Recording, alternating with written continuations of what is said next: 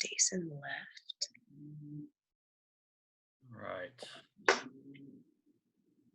How's everyone doing?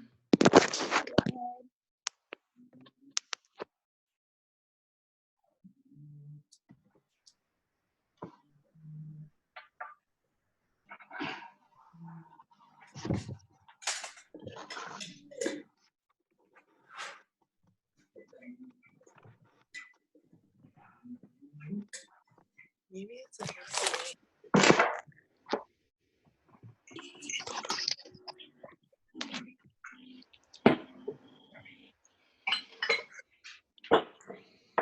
Mr. Giles? Sir? See ya. huh? All right.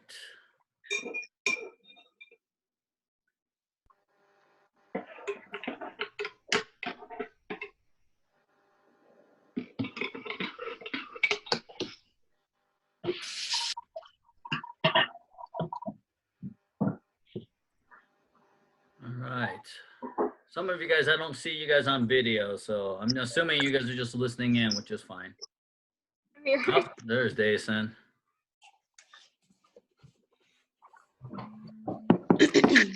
And I hear his varmint. You're a guinea pig, Jason. Oh. You didn't know that the guinea pig was doing Taekwondo training, instructor training? Huh? Oh, it is. Yeah. Yep.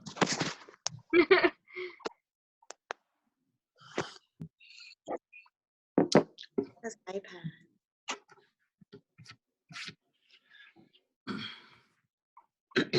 And we'll give it just another minute or two to see who else joins. Morning, ma'am. Morning. Oh, Miss. Okay. Mine doesn't do it by my name. All right.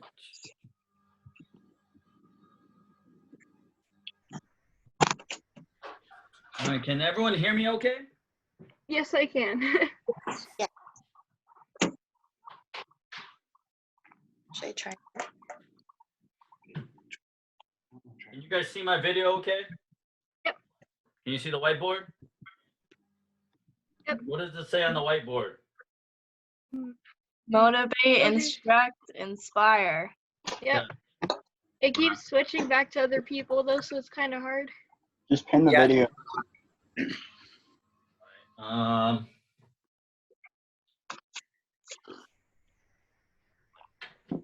hard to see the whiteboard. I can see it fine. You can see it fine? Yep. Just wonder if my lighting's bad or something. All right. I see. Mr. Jerkowitz, nice of you to join the land of the living. Yeah. I'm sorry that I woke you up, about 3 or 4 hours earlier than your normal wake up time, but. It's fine. I'll show up. You'll what? I'll still show up. I'll just be in bed next time. Nice. Nice. Can Man, you guys if this stay-at-home order keeps going, man, my hair's gonna be just as long as yours, sir. I can't get my hair cut, so it's just getting longer and longer. That's what I'm saying. I hear you. Take a pair of I'm going scissors crazy right now. It's bad. It's really bad. Get a pair of scissors and cut it yourself. See, that's a bad decision. Hey, that's what I did. I'm gonna have to. I don't agree have with much that hair, one. so. That is probably bad. Hi, can anybody hear me? Yeah. Yes? Okay, Yeah. okay. Are I you don't know why my iPhone? video isn't working, so. Well, we didn't want to see you anyway, so that's okay. Sounds good. I don't want the Zoom to break because of your picture, so. Okay, fair enough. Same thing with Mr. Daniel, so it's good that he's. You can't see me either? Nope. Really? I don't know why I didn't do anything different than last time. Yeah, so it's okay. Not a problem. All right. Well, let's go ahead and get started. Not sure who else is going to join in, but I appreciate you guys' time. Obviously, with our situation, it's hard to kind of get together and be able to do some hands-on training. So we're going to kind of try this method at least through the end of the month and kind of see what happens. Can you see me now, sir? Unfortunately, yes, sir. Okay. All you have to do is just click on the screen, Olivia, and then hit start video. Oh, She's nothing. She's on an iPhone, so. No thing, he says. So, but needless to say, so thanks for your time. I won't try to keep you guys too long because, like I said, it's nice outside, so you should at least get out and enjoy the weather before the blizzard of 2020 shows up tomorrow and Monday.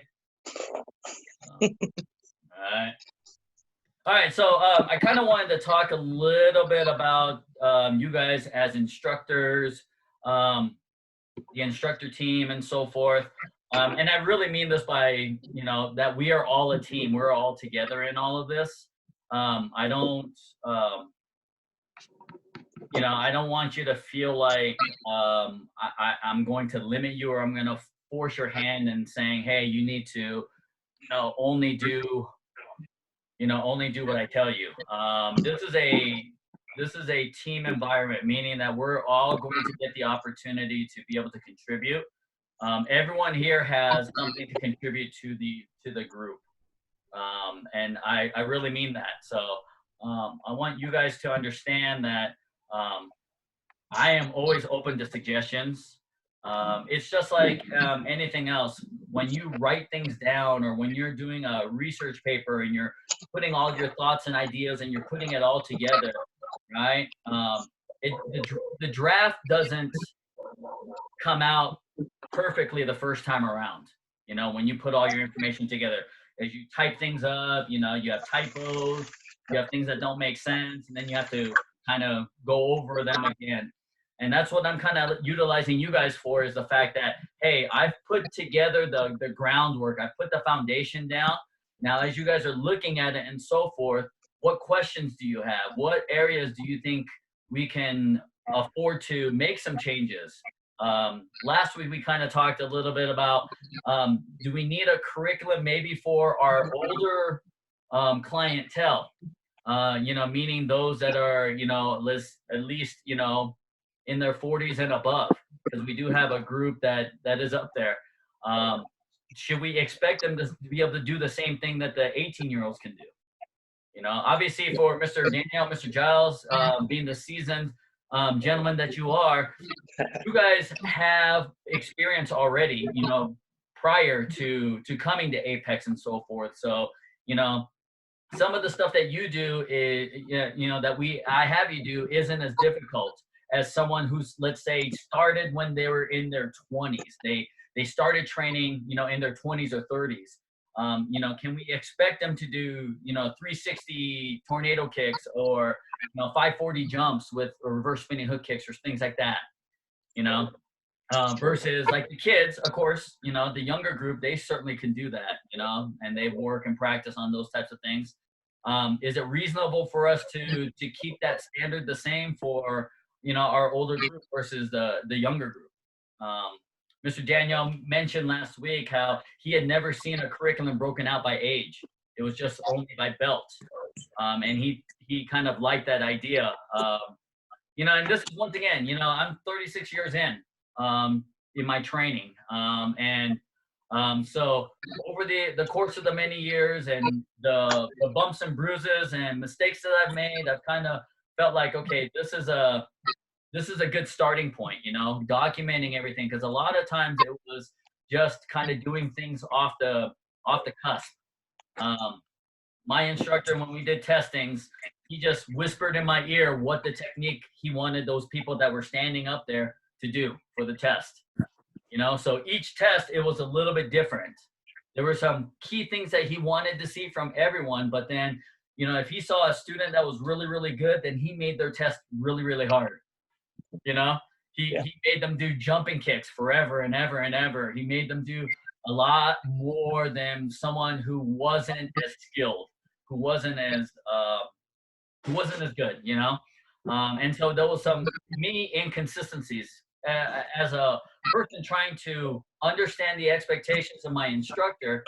When he's telling me certain things and it changes after each test, it makes it hard to say, okay, well, what is the standard? What is the requirement?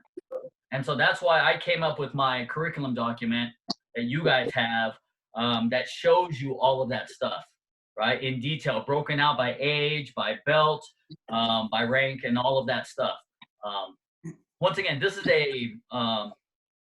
it's an active document, meaning that you guys, if you see something, let me know so I can make corrections to it, so I can adjust it, you know, especially typos. You know, if I incorrectly stated something, let me know. Because once again, I'm not perfect by any means. I'm human. I'm gonna make some mistakes here and there. So that's gonna be key in this process. So with that in mind, I want you guys to understand there are 3 things that I want you to take to heart when you guys. That's my son. Sorry. Okay, so needless to say, there are 3 things that I really want you to focus on as instructors, right? Instructors in training, junior instructors, assistant instructors, whatever your classification is right now, instructor in training, it doesn't matter. I want you to focus on these 3 characteristics. I want you to focus on motivation, instruction, and inspiration. Okay? All right?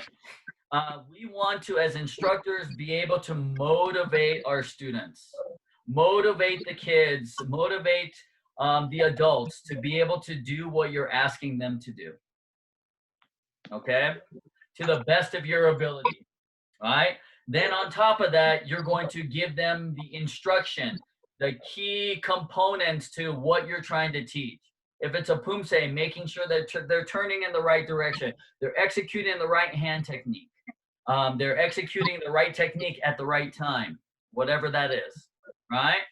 And then inspiration, meaning that you help inspire them. Because just like, think about the great teachers in your life, the people that really made an impact in your life, right?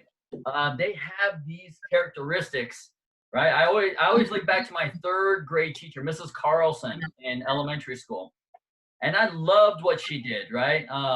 You know, back when the dinosaurs were still roaming the earth, and you know, we didn't have formal classrooms, and we were writing on stone tablets and everything. You know, my 3rd grade teacher, Mrs. Carlson, had these things called scratch and sniff stickers, right? And this was state of the art back then, right? Okay? And every time you did a good job, you got a scratch and sniff sticker. And you know, you had different things that it smelled like, grapes and watermelons, oranges, popcorn, all these things, right? Right? But it was a motivating tool for me as a student because I wanted to get those stickers. So I worked hard to get those stickers, right? That was her way of motivating me, right? And then with that, as she gave me that sticker, you know, she also gave me words of inspiration saying, hey, you're doing a great job, right? Or, hey, you know, I know that this was hard for you, but you know what? You figured out a way to do it. So that's awesome, right? That's what we do. That's what we need to do to inspire our students, right? The people that you're working with, right? And then the motivation piece comes from your enthusiasm, your willingness to get in there and do your part, all right? You guys have all committed to saying, hey, I want to instruct, I want to teach, I want to do these things, right? Then, you know, sell yourself, get yourself all the way into it, and involve yourself fully and say, hey, I want to do this. You know, don't be reluctant when you get called to help someone and go, oh, you know, or, you know, have that facial expression like, oh my gosh, he just put me on the spot and made me go in front of the entire class, right? as instructors, you got to be ready to go at any time, right? And then do it with enthusiasm. When I grew up, you know, I was thrown into teaching. I had to teach, and I hated it. I hated it because, you know, when I had to teach you, it took away from my training, right? When there was a class going on and my instructor said, hey, I need you to go and work with these beginners while the rest of the class practices on something else. I looked at him and, you know, I gave him a dirty look, like, why? I want to train, right? And I wasn't learning anything. I felt like I wasn't learning anything. I still wasn't training, right? But as black belts, you come to realize that we are trained. When we're teaching, when we're interacting with people, we're learning. We're learning things, either about ourselves or about the people that we're working with, right? Each of you guys have had trouble with a kick at one point or another, right? Whatever kick that might be, and you've gotten instruction from me. You've gotten detailed. Hey, this is what you should work on to help fix or correct that technique, to make that technique better. You know, and through that process, the technique got better. For some, it took a lot longer. For others, it was a quick adjustment and it worked. Whatever the case may be, right? We have to find ways to be able to get that instruction there to our to the people that we're working with in a way that they're going to remember, right? How are they going to remember that instruction? What's going to stand out? Just like, what's that one teacher that you can remember now, right, from years back that made that difference in your life, that changed your life to whatever it is, right? And I'm talking about, you know, not just in your schooling, but it could be anything, right? It could be, hey, maybe I'm that person. I don't know, right? I can always look at my mentor, you know, Coach Clayton, who, you know, I never really physically got to train with because he was constantly on the go with the All-Army Taekwondo team and so forth, right? But he always taught me the mental aspect of Taekwondo, you know, and for my training with him was always, okay, here's something that I want you to think about and I want you to work on or whatever. And then I wouldn't see him for 6 months, right? We didn't have this type of technology to be able to communicate. And so I wouldn't see him for 6 months or a year. And then he would come back and then he would remember exactly what he asked me. And he would tell me to kind of regurgitate it to him. What did you figure out in this last year? You know? And to me, it was a cruel joke, right? Because I had to suffer for a year trying to figure out what the heck he was talking about, right? One of the most painful questions that I ever got from him was one that goes, what is Taekwondo? Okay. What is Taekwondo? All right. And I had to ponder this question for an entire year. Now, keep in mind, Coach Clayton is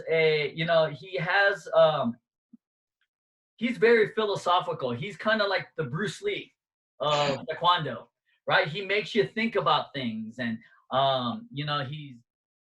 he makes you go crazy thinking about it, right? So I gave him the typical remark. What is Taekwondo? Taekwondo is the art of foot and hand, right? Taekwondo, right? Te meaning the art of the foot, right? Being able to kick and crush things and break things, right? Right? And then Kwan, which is the hand techniques, right? Your fist, your blocks and things like that. And then Do, meaning the art. Okay? That was the literal definition of Taekwondo that I knew, right? And he goes, no, that's not the right answer. And so he left, and then he gave me an entire year to think about this stupid question, right? And through that process, I realized that, that Taekwondo is basically not the physical action of the kicking and the punching, right? It's more than that. It's actually, right? It's life skills. It's actually you as an individual. Because if you think about your own experience with Taekwondo, prior to stepping into Apex or to Master Cabral or Giles back in, I guess your Florida days, is that where you started?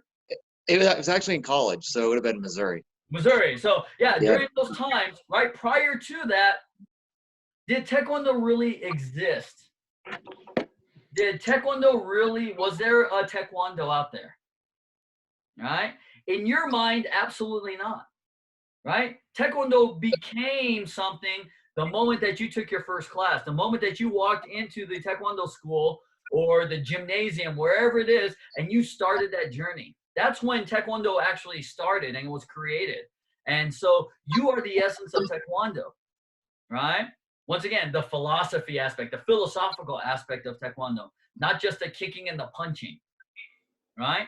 And so through this journey, if you think about your own life and the things that you, skills that you've learned in Taekwondo, you've also learned things that you can use outside of Taekwondo that you learned while you were training in Taekwondo, right? Life skills, the ability to memorize things, the ability to help one another, the ability to have confidence in what you do, right? Because just like anything else, I know every single one of you guys, right? Dason and Miss Julia, Chance and Natalie, you guys were all very shy kids when you first started, all right?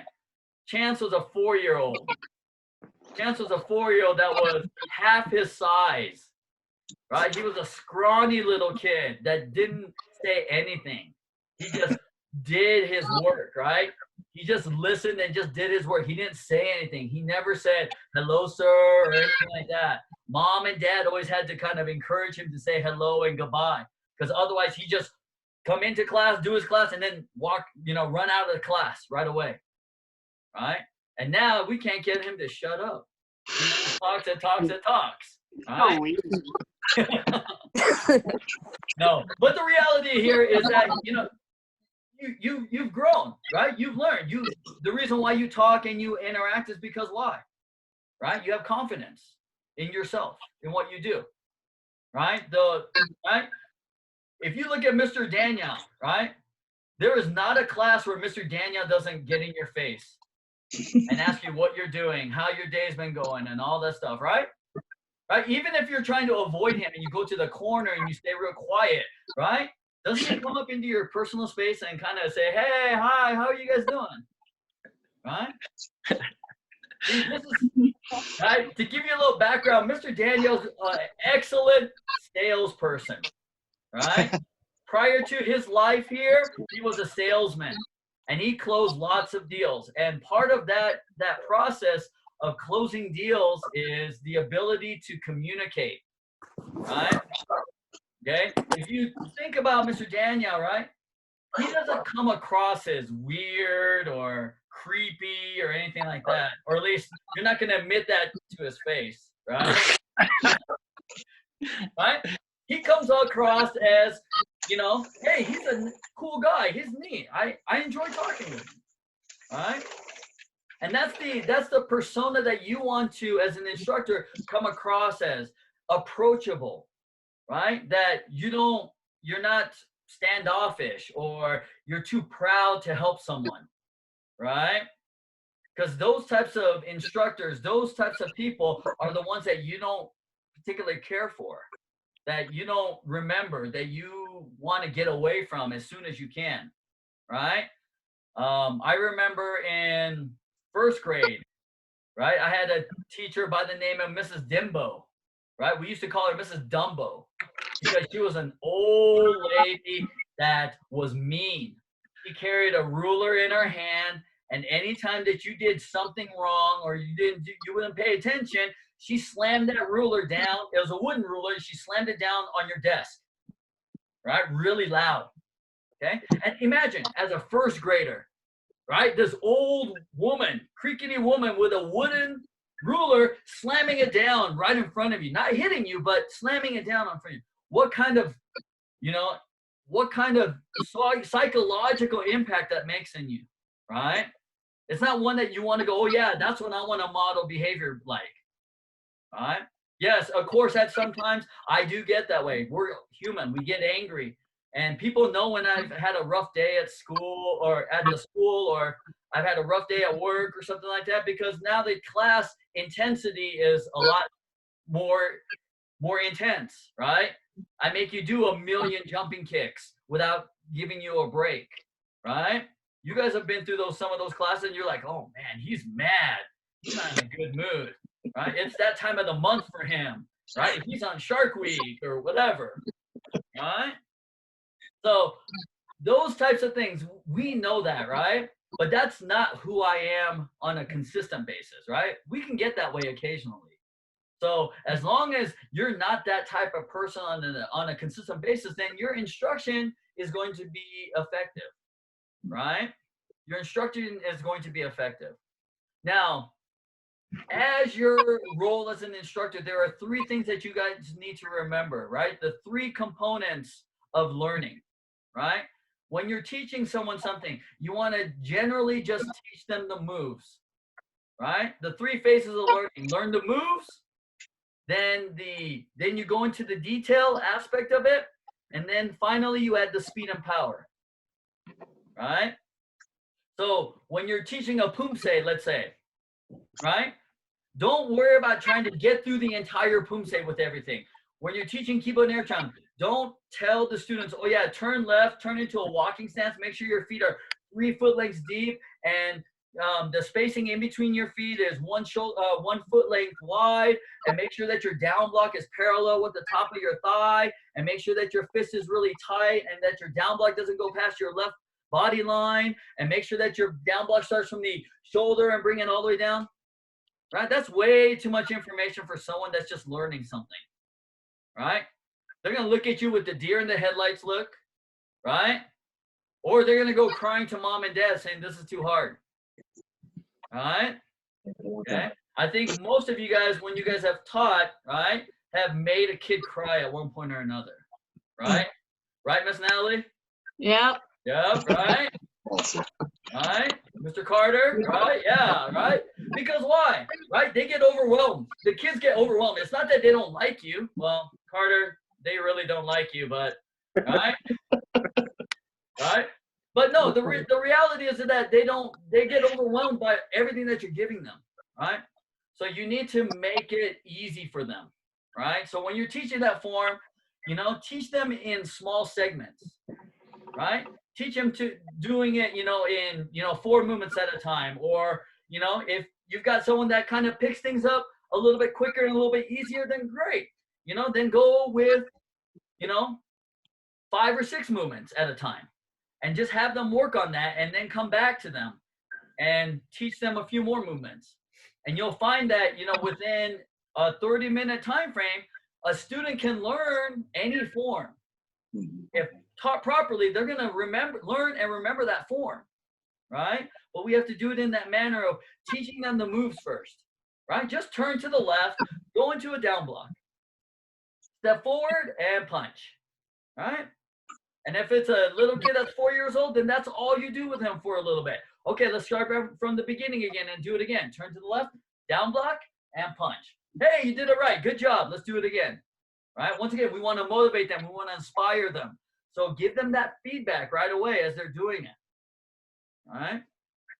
Now, once they get that movement down, it's like walking and chewing gum at the same time, where you're not there. You don't see them hesitating and thinking about, oh, which way do I turn? What am I doing? When they get to that point there, then now we start working on those details, right?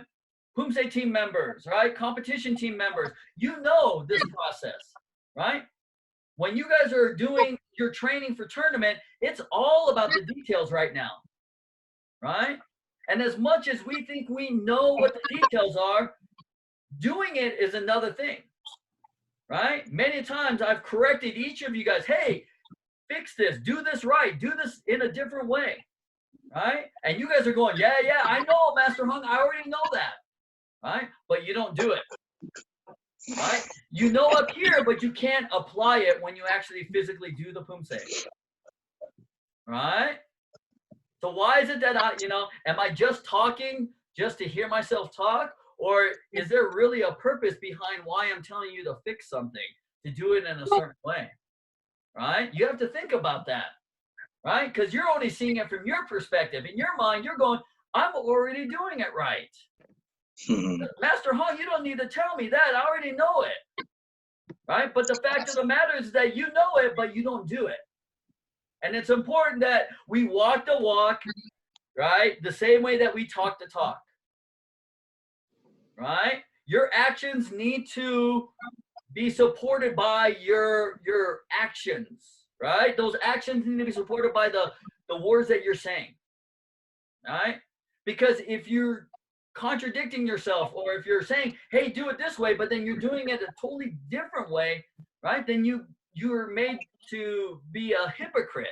You're made out to be someone who doesn't know what they're talking about. You're made out to be someone, right, who they can't trust. They're not willing to trust you as an instructor. Because why? Right? They don't know if you're going to tell them the right thing or not. The last thing you want is for me to look at someone and say, oh, you're doing that incorrectly. Who taught you, or who worked with you on that? And then they go, oh, he did it. That guy over there taught me. All right? Mr. Daniel, you did it incorrectly, sir. You know? We don't want that kind of thing. All right? We just want it to where, okay, yeah, they, you know, that wasn't totally incorrect. Right? And so that's where your knowledge base is very important. Being able to talk the talk and walk that walk is very important for you guys. All right? So, right, the other thing that you guys want to think about as your role as an instructor is to make sure that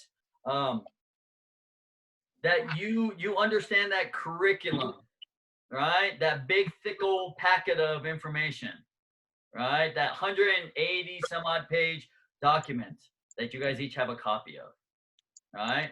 And if you do not have a copy of it, let me know. I will get you a copy. Do not print it out at home, because you will need to buy multiple printers and lots of ink. All right? I will get those printed up. I can do that at work.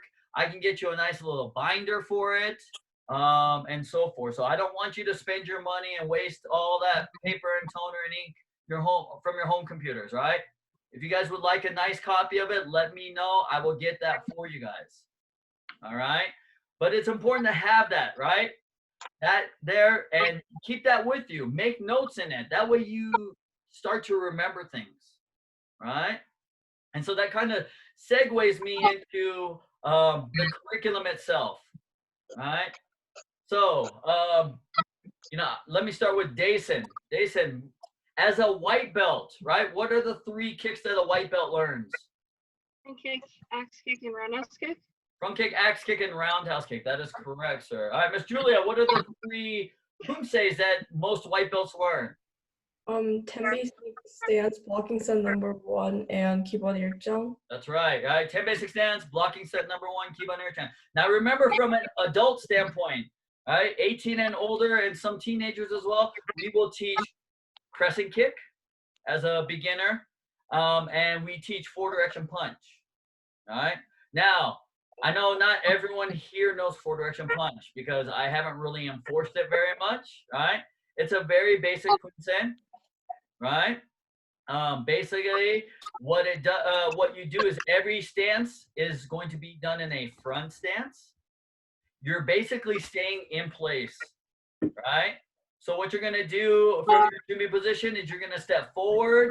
You're gonna go into a front stance. You're gonna punch, right? You're gonna step forward with your right leg, right hand punches in a front stance. Then what you're gonna do is you're going to turn 90 degrees to your left. You're gonna bring that right foot in next to your foot, and then you're gonna slide back into a front stance, executing a left down block, right? And then you're gonna step forward and punch. And then you're going to do the same thing again. You're going to turn 90 degrees to your left. You're going to execute a left down block. And then you're going to step forward and punch with the right hand. And you're going to do that until you come all the way back around to the front. All right? You're going to do that down block and punch once again to the front. Then you'll come back to your jumbi position. That's the halfway point. And then we reverse everything. Now we go left hand and left leg. Front stance punch, and then we're going to turn 90 degrees to the right and do the exact same thing. All right? So this Pumse is just one to kind of get people moving, right? This is from my old ITF days. This Pumse was generated. This is the first Pumse that we did because all the stuff that we typically did was all stationary. And so this form taught us to start moving, right? And then it merged into, from an ITS standpoint, it merged into the ones where you start to move away from where you started, which is like Chunji, right? And like Kiban Irchan, where you start to move away from where you started. Because if you think about 10 basic stands, blocking set number 1, right? Those 2 Pumses, you stay where you're at generally. At least 1 foot stays where it's at, right? We don't move from our starting position very far, right? Four direction punch is geared toward that same way, that you focus in on that one space, your space there, and you move around it, right? But once you get to Kiban Irchang, that's where we start to move away from where we're going. This is where you start to work on more of that consistency, because just like anything else, we do everything in walking stance. So if your walking stances are all consistent, when you start and you finish that movement, that Pumse, you should end up in the exact same spot without having to change the size of your stance. Okay? Right? So we have that aspect of the movement that is important. All right? Mr. Yurkowitz, let's go. What's yellow belt kicks? Traditionally, crescent kick and side kick. Crescent kick and side kick. That's correct, right? So obviously the adults, if they've already learned the crescent kick at the white belt level, we would just focus in on the side kick, right? But generally speaking, it's crescent kick and side kick for all yellow belts, right? Mr. Daniel, what's the yellow belt Pumses? Teku Kyukjang. Take Irchang, what else? Blocking set number 2. Yes, blocking set number 2 as well, right? Now keep in mind those blocking sets, 10 basic stands. Even though the adults do it, it's not a testing requirement for the adults. It's just, once again, it's just a tool to help practice and get those blocks and stances better. But for the kids, it's important that we test them on that, because that's the memorization aspect of it that we want them to understand. Right? So the kids have to go through all of this process because we want to help increase their memorization abilities. And so the more that they can memorize, the better. All right? Remember, as adults, it's harder to memorize these things, right? And to remember these things. So, for us, we don't want to bombard them with memorize this, memorize this, memorize this. We just really want them to get used to the movement and create that muscle memory so that they don't have to rely on the thought process, right? Create that habit that allows them to flow freely without making those without having to think about what that next movement is. And that if they flow and then if something doesn't feel right, that's their cue that they're doing something wrong, right? Because you're gonna find out that when you're teaching like a little kid versus like a 9 or a 10, 11-year-old versus a teenager versus an adult, they all learn differently, right? And for some, they pick it up really quick like that. And for others, you're like pulling your hair out because it's like, oh my gosh, we can't get past the first 4 movements, right? And so we have to be able to work through those differences, right? And encourage. So that's why, I always have you guys, when you guys are working with groups especially, right? You line them up, you show them the movement, you do it together, and then you watch them do it together, and then you have them practice by themselves. And while they're practicing by themselves, you go and you look at each individual student and make sure and give them the pointers, the feedback that they need, right? And then if you got one student that's really excelling, then guess what? You move on. You show them the next couple of movements and have them keep practicing, right? And then you go back to the other students and you make sure that they got those beginning movements down, and then you can add on to it, right? So the ability to multitask is important, okay?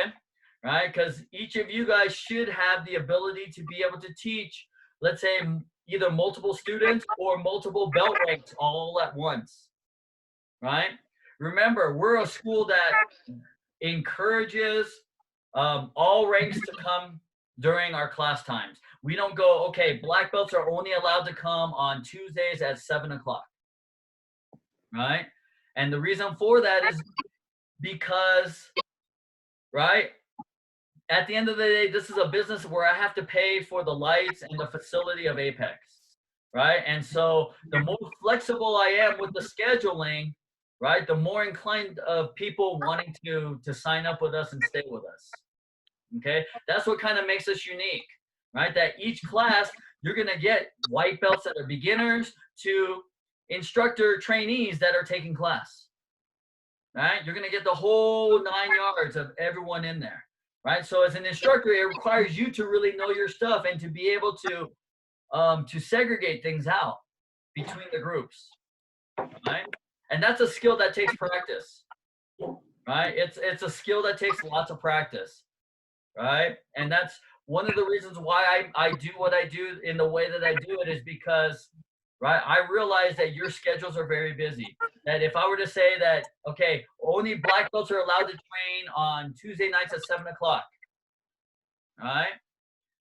Well, what happens like for Julia, who's got a younger sister that's a senior red belt? What does she do, right? Oh, no, she can't train at 7 o'clock because she's not a black belt, right? Well, that makes it hard for Julia's parents because Julia doesn't drive, right? It inconveniences her because now her mom now, or her dad, her sister has to drop them off at 2 separate times. It's not convenient. And for me, my biggest thing is it's all about the convenience factor. I want it to be convenient. That's why I want you guys to make sure that you know your stuff, right? Once again, this is totally voluntary, right? You guys said, hey, I want to instruct.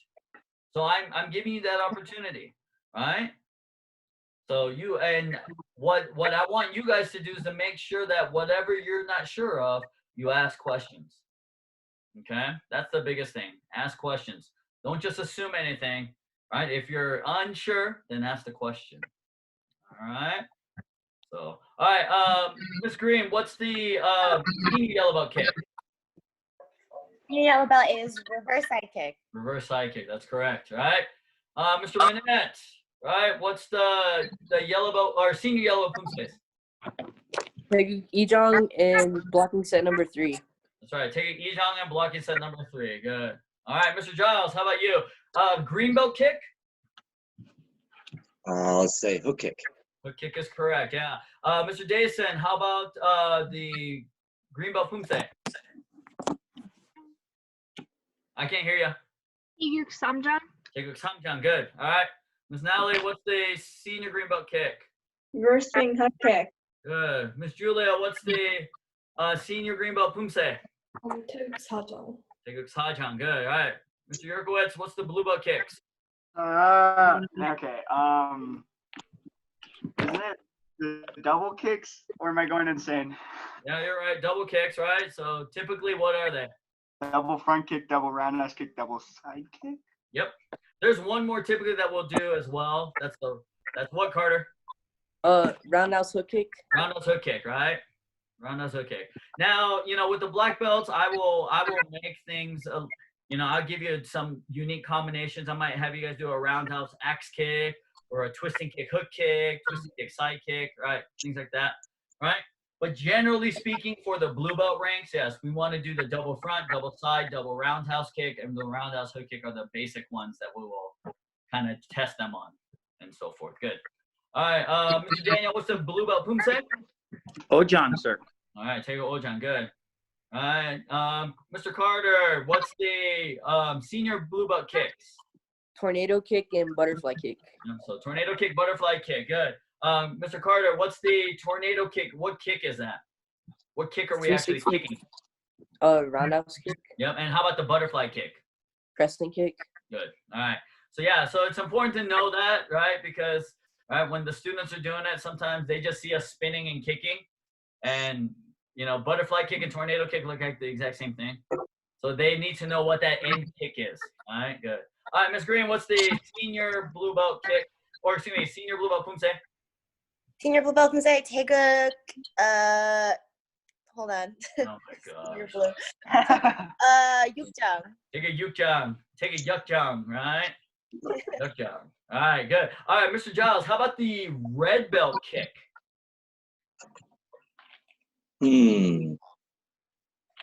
Jumping reverse spin hook kick. Not the hook kick, but jumping reverse side kick. Okay. Jumping reverse side kick. Now, from an adult standpoint, jump kicks are not required for the adults, right? And the reason for that is because studies have shown that jumping, especially as we get older, is not very good for our knees, right? As we get older and so forth. And so, so instead of making jumping kicks a requirement, what we typically will do is we will do the double reverse side kick for the adult red belts in place of that. So we will have the adults do the jumping kicks like in class occasionally and so forth, but that's totally optional. So when you're conducting a class and you want the kids to do jumping kicks, you know, you can tell the adults that this is totally optional. If you choose not to, that's okay. They can stay on the ground and just throw a regular reverse side kick or reverse double side kick. That's fine. All right, in regards to that. So just keep that in mind there. All right, Ms. Natalie, what's the red belt pumse? Take Churchon. Take a church on. Good. Mr. Dason, what's the senior red belt kick? I want to say just jumping kicks in general, but I don't know. Okay. Yeah, there really isn't anything. There aren't any new kicks at the senior red belt level. Right? It's just really once again refining the kicks that you already know in preparation for that black belt. Right? That black belt test. So we don't add a new kick there, right? All right, Miss Julia, what's the senior red belt pumse? Take a Paichang. Take a Paichang. Good. All right, good. All right, Mr. Daniel, what's the black belt kick? Black belt kick. That's a good question, sir. I don't know. Miss Green? Twisting kick. Twisting kick. Twisting kick. That's Twisting right. kick, right?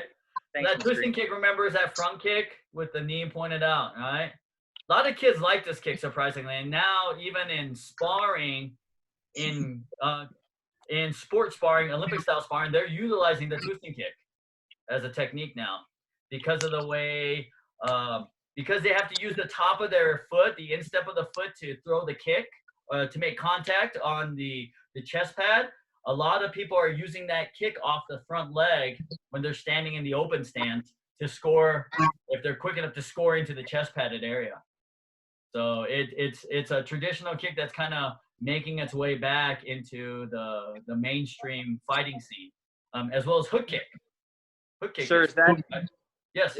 Is that twisting for poom and for adults? Yes. Yes. Typically, with the poom belts, it's not necessarily a requirement until they get to second poom. We'll make that more of a requirement for the junior kids at the second degree level. But for the adults, we make it a requirement at the first degree level. Okay. So it's not an easy kick. It requires definitely a lot more mobility and flexibility in that hip flexor area. And so, you know, it's just more that are like a lot of the kicks that we use. If we think about from a self-defense standpoint, they're not always practical. A hook kick is not practical from a self-defense standpoint, especially when you're trying to kick to the head, right? An axe kick is not really practical, right, in a self-defense situation. And so my focus when we get, especially to the black belt level, is to make sure that we're enhancing those basic kicks like side kick, front kicks, roundhouse kicks, right? Those kicks are critical in our self-defense repertoire, right? Because they don't require a lot of skill, right? And plus, we're not looking at targeting anything below, above the waist level when we throw those kicks. So, but we want to have good technique. We want to be able to make sure that we're you know, we're pushing that knee forward into the target on a side, like when we do a side kick, that we're rotating and pivoting when we do the roundhouse kick. We're basically snapping out that knee when we do a front kick, because those types of things make those kicks effective when we're in a self-defense situation, because we only get one chance really in a self-defense situation to try to escape. And so the ability for the student to be able to have a very solid, good foundational kick that can be effective toward any kind of a target that allows them to escape is going to be key in our self-defense training at the black belt level. All right. So, let's see, Mr. Carter, what's the first degree black belt pumse? Choreo. Choreo, good. All right. So, Ms. Green, what's the second degree black belt pumse? Who? Huh? Me? What's the second degree? Yeah, second degree. Yes. Oh, sorry. Kumgan. Kumgang, all right, good. Ms. Nally, what's the third degree? Tebek. Tebek, good. All right. So, throughout this process as well, since you guys are instructing, I will get you ahead of your belt rank in regards to knowing the pumses, right? But just know that those of you who are still working toward going up to your next rank, you will only be required to know up to your rank for the testing purpose. So even though you might know, like Natalie knows through Pyeongwon, which is a 4th degree black belt pumse, right? I doubt that she remembers it. But, No, I do. Don't worry. all right, we'll see. We'll see. Right?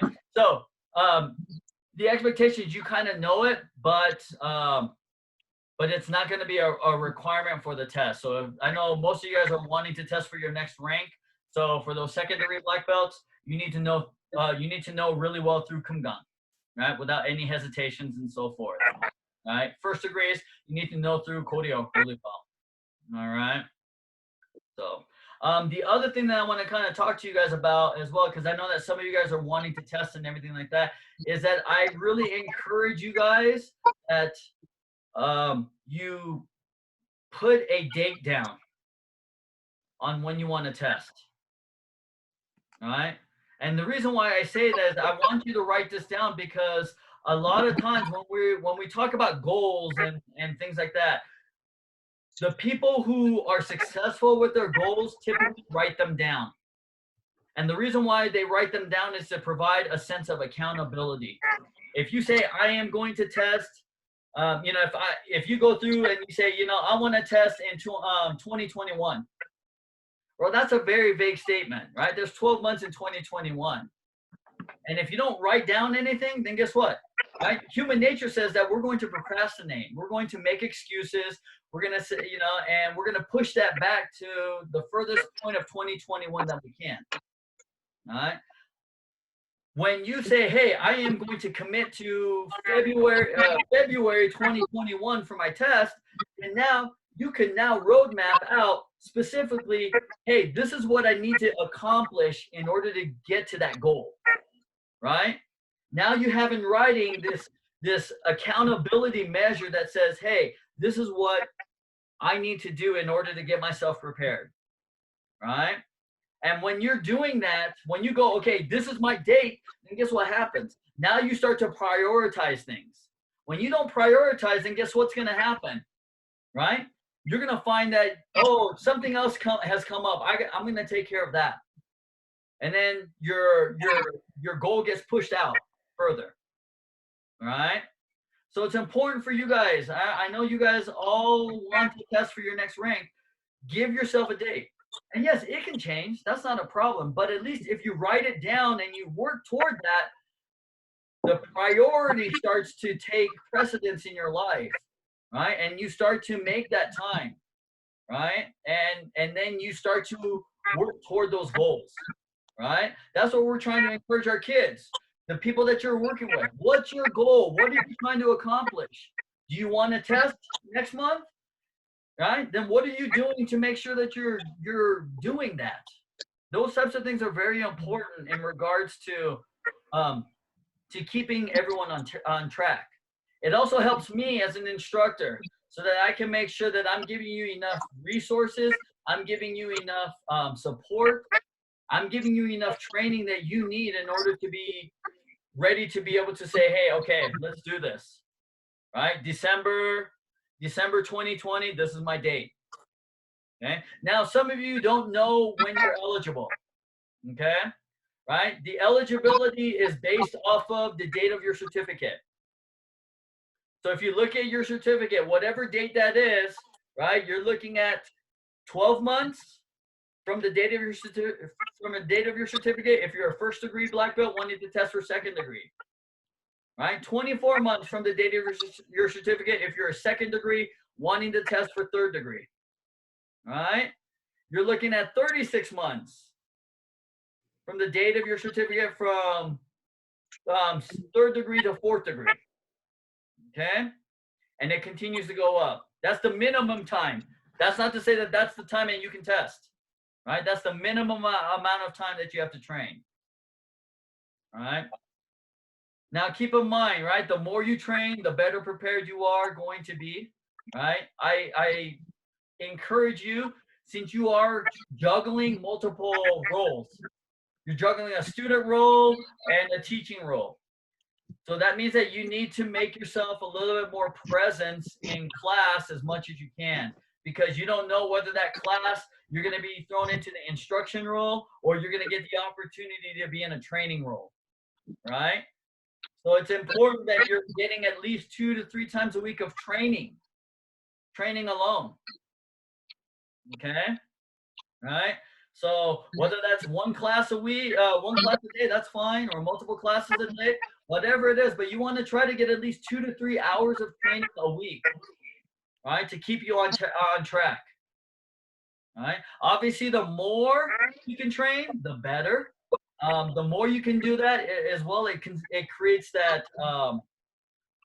that routine for you. And once you're in routine, it's easier to keep it. It's easier to stay in routine, right? Mr. Yurkowitz has done a good job of giving me a schedule, saying, hey, this is when I'm going to be here, right? And that keeps him accountable. And then what does he do? When he's not able to come, right, he does what he's supposed to do. He lets me know so that I'm not going, where is this guy? Right? He said he was going to be here, and now he's not here, right? Because I'm going to assume that he's the typical teenager who's not responsible and, right, is lazy and has found something more important than Taekwondo to do, right? And for me, you know, I find that hard to, I find that hard to swallow. Something more important than Taekwondo, because since as a teenager, for me, Taekwondo was the most important thing in my life, right? Even when I played sports, I played tennis, and after tennis, I went to Taekwondo, right? That's how important Taekwondo was for me, that I made sure that I was at Taekwondo every single day, right? And I'm not saying that you have to do that, but you make it some sort of a priority in your life, right? That way you can create the routine around that, right? Now, I know, you know, those of you who are younger, you have some limitations, right? Yeah, you have rides that you have to get, right? Mom and dad's schedule kind of factors in, or older sister's schedule, older brother's schedule factors into your ability to be able to show up when you do, right? But if you can at least talk to your parents about getting at least a schedule together where they can consistently bring you on a certain night or a certain day, right? That's a part of that process, right? And if you're limited on the amount of days that you can come, then plan on, you know, making one day a Taekwondo day where you're there for 2 or 3 classes. That way you can get training. That way you can work on your instruction, you know, and do all of that all at once, right? So that you're not feeling bombarded, right? Of course, that's hard. It's not easy. It's not easy staying at the school for 3 consecutive hours, right? And going through sometimes the same thing, multiple classes. But if you utilize that time to say, hey, you know what, right? How can I do this better? How can I throw this roundhouse kick better? How can I do this poomsae better?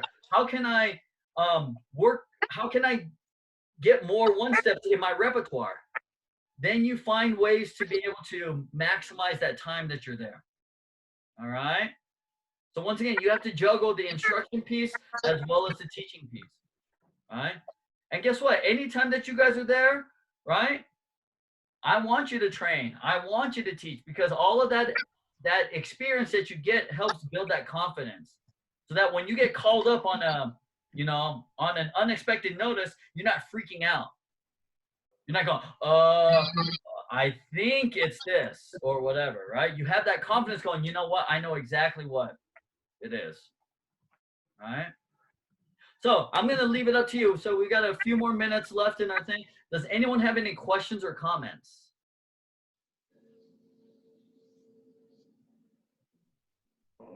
I do. Yes, Miss Julia. So like I saw an email that said that you're gonna have a competition team like Zoom meetings. Like, do I have to like wear my uniform and like have this open area to do it? Like You're going to have to, you don't need to have an open area. You need to have enough of an area where you can work on certain things, right? So since you're on Poomsae competition team, it would be nice to be able to do your Poomsae all the way through. But if you don't have the space, right, that's okay, right? You can still work on certain areas of your Poomsaes that you're struggling with, right? And then when you get the chance, right, whatever we train and however we train, then you can maybe go out into your yard or into the garage where you got a little bit more space, right? And then practice putting it all together, right? The hardest thing right now is that I know people don't have a lot of space, right? I know, like for us, we made space by sliding couches over to the sides and kind of open up space. And I've seen people do that in their houses on all of our Zoom videos that we've done this week. It's been crazy, right? And I tell people, you can practice all this stuff. You just need basically about a 6-foot space, right? So if you lay down, right? If you lay down and just draw a square with your body height, okay? That much space where there's nothing around, right? You can do most things in place, right? So when we're doing combination kicks, you just kick, you drop, you put it down next to your foot. And then you kick with the other leg. You drop, put it down next to your foot. You kick with the other leg, put it down. You see? That way you're not moving forward and back, right? But if you can, if you've got it downstairs and you can slide some stuff around, that's better, that'll help you. But once again, you have to work within your means. So, I understand that. So whatever you need to do, whatever you can do, right? And we'll just make the most of it. So if you're limited in the space, I can show you things that you can work on to help you with that. All right? Okay, what other questions do we have? In regards to instruction, black belt training. Is Boulder canceled because of the tournament this year? Boulder is actually going to be on Labor Day this year. So instead of going up to Fort Collins, we will be going to Boulder. All right, so we'll be doing the exact same thing that we normally do, which would have been on Memorial Day this year. It's going to now be on Labor Day. So we're just going to have the one fundraiser, one Boulder fundraiser. So there won't be a Fortitude this year. Okay. So. We don't have to hear Coach Levinson going, "Oh yeah, CSU rocks. CSU's the best." What other questions? Hey, Master Hong, can you send me that 180-page document? You got it, sir. Like a PDF or whatever you have it in. It's fine. Yep, I will do that. I'll actually send it out to everyone once again, just so you have it, because I know I've made a few, people have found some typos and everything. So as I've heard that, oh yeah, here's a typo here, or here's something wrong, I've corrected it and so forth. So I'll send that to you guys. And then once again, just let me know if you would like a notebook with it all together, because I can get that all put together for you guys. That way you guys have that. If you guys have seen my notebook, it's pretty big, right? And part of that is also, I like using that because that's my history. Because I look at it, it's a story of my Taekwondo career, my journey, right? I'll tell you something. If you get a chance, Mrs. Hyatt, right, has an amazing Taekwondo scrapbook that she has done, kind of in a snapshot going through her entire Taekwondo career. the tournaments that she's been through, the testings and the certificates and pictures and things like that she has put together. That you know, it basically it just kind of shows everything you've done. You know, and if you look at kind of Carter's screen, you know, he's got all of his medals up on his wall there. You know, that's kind of another way to kind of see where where you've been, what your career's, where it's come from, and so forth. Right? Something that you should be proud of, right? Because you guys are in a very unique company, right? You're the 1% of all Taekwondo students that don't quit at black belt. That have not quit at black belt. You know, I mean, think about it. 10% of all students that start Taekwondo will make it to black belt. 10%, only 10% of all the students that start Taekwondo actually make it to black belt. And those that make it to black belt, you're looking at 1 to 2% of that actually continue on beyond black belt. All right. So you're in a very unique company.